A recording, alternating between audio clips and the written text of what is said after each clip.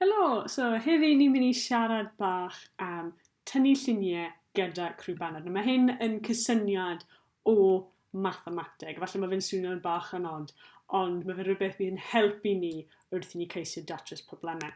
Nawr, be fi moyn i chi wneud i dychmygu bod dych chi anifail anwes. Fi moyn i chi dychmygu bod dych chi crwban. A mae'r crwban yma, mae fe'n un clyfar iawn, clyfar dros ben. A mae'r crwban yma, mae fe'n deall ei enw. Mae fe hefyd yn deall rai cyfrwyddiadau. Un o'r cyfrwyddiadau mae'r crwban yma yn deall yw symudach ymlaen. So mae'r crwban yn gallu symud ymlaen ac yn gallu dweud pa mor bell chi moyn i'r crwban symud. Hefyd mae'r crwban yma yn ei gynffon yn gallu dal beiro, mae'n gallu dal pen. Felly, wrth iddo symud ymlaen, mae fe'n tynnu llinell tu ôl iddo fo wrth gerdded. So, mae dy fi crwban fan hyn, dyma bend crwban, a os fi'n gofyn iddo symud ymlaen 100 cm, nes gweld os mae'n gallu gwneud o, na ni, a mae fe'n tynnu llinell wrth symud. Gwych. Nawr, hefyd, mae'n crwbanod ni, maen nhw'n deall ymlaen, ond maen nhw hefyd yn deall troi'r chwith a troi i'r dde.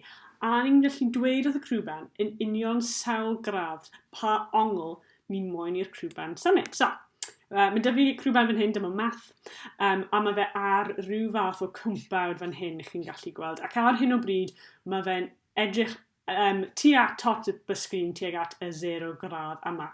Nawr, be fi moyn iddo fo wneud yw symud, i droi 90 gradd i'r dde. So, symud i'r dde yw symud ffordd hyn, a ni'n gallu gweld fan hyn, dyma 90 gradd. Let's gweld fo'n symud 90 gradd i'r dde. Na ni?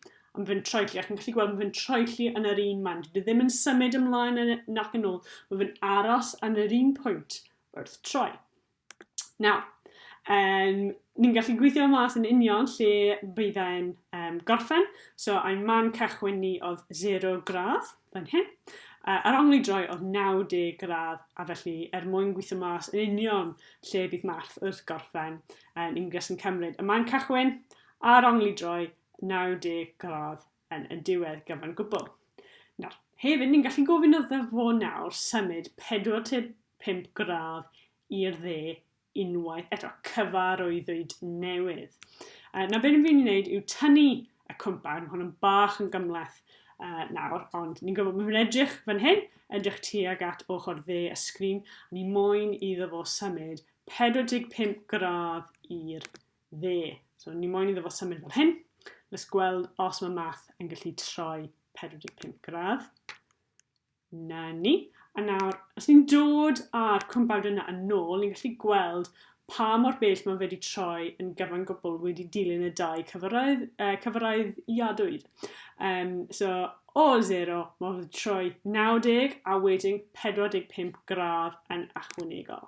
So, o'r man cychwyn, man cychwyn am yr ail cyfarwyddwyd oedd 90 ac yna 45, a wedyn y man gorffen yw 135 gradd yn gyfan gwbl. Nawr, be ni'n mynd i wneud? Ni'n mynd i wneud gweithgaredd. Ni'n mynd i tynnu'n llun siapau. Nawr, gyd sydd angen fan hyn yw cyfarwyddiadau ymlaen ac i'r dde mwyn cwblhau y tasg yma. Bydd hefyd yn defnyddiol os ydych chi pen a papur, os ydych chi moyn gallu chi tynnu llun o crwban a defnyddio hwnna wrth i chi gweithio.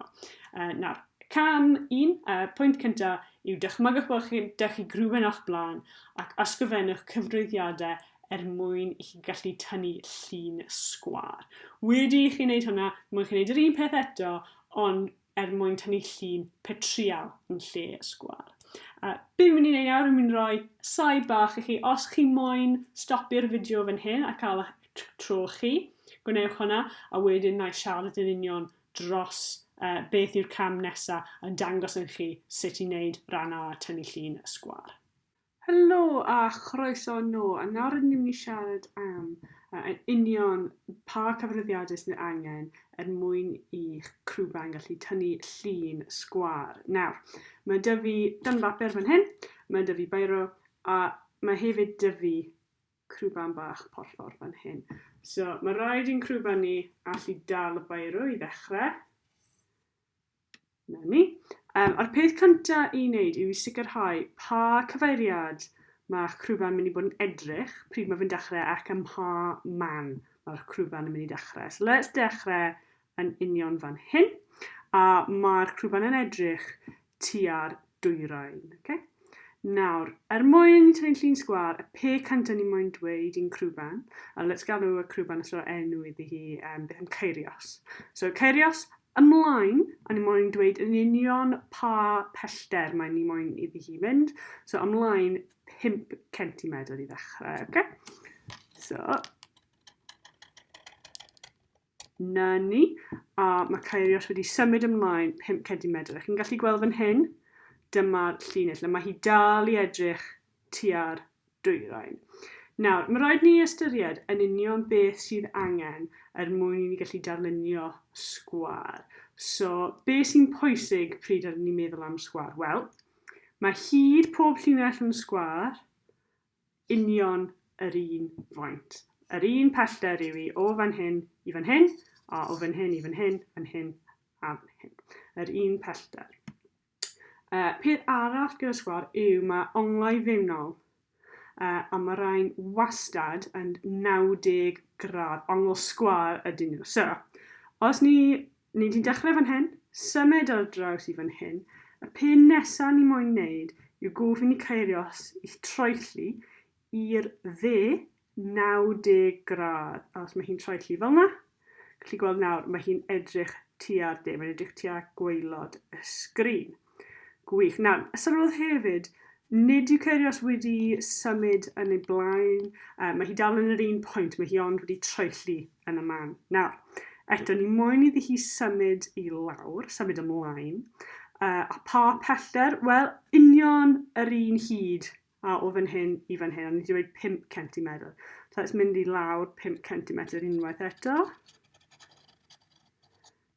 Na ni. So, mae dyn ni 2 ochr un sgwar, a hefyd fan hyn, ni'n gallu gweld, mae ongl sgwar dyn ni, mae'n ongl o 90 gradd dyn ni yn union.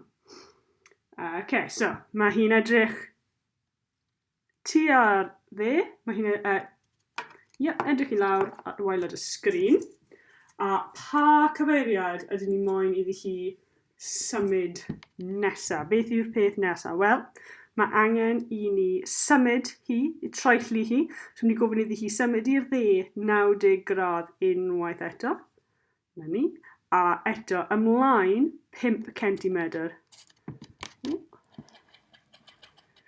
Na ni. A wedyn, ond un ochr sydd dyn ni ar ôl fan hyn o'r gwaelod right lan y top. So, eto, mae rhaid ni ofyn iddi hi troelli 90...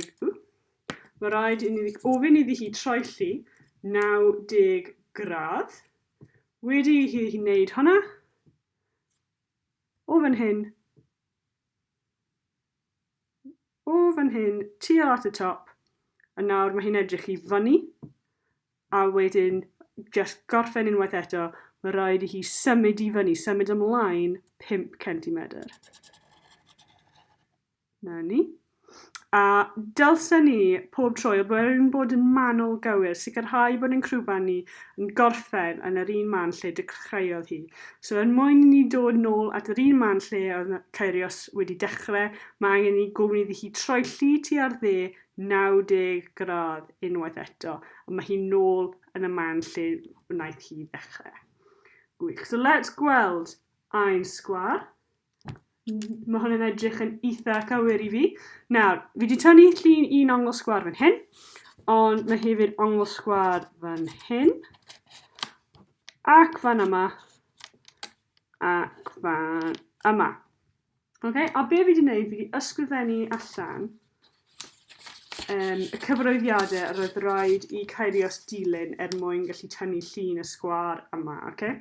So, ni'n gallu gweld cam 1 oedd i symud ymlaen 5 cm. So, o y fan yma i fan yma. Dyma oedd cam 1.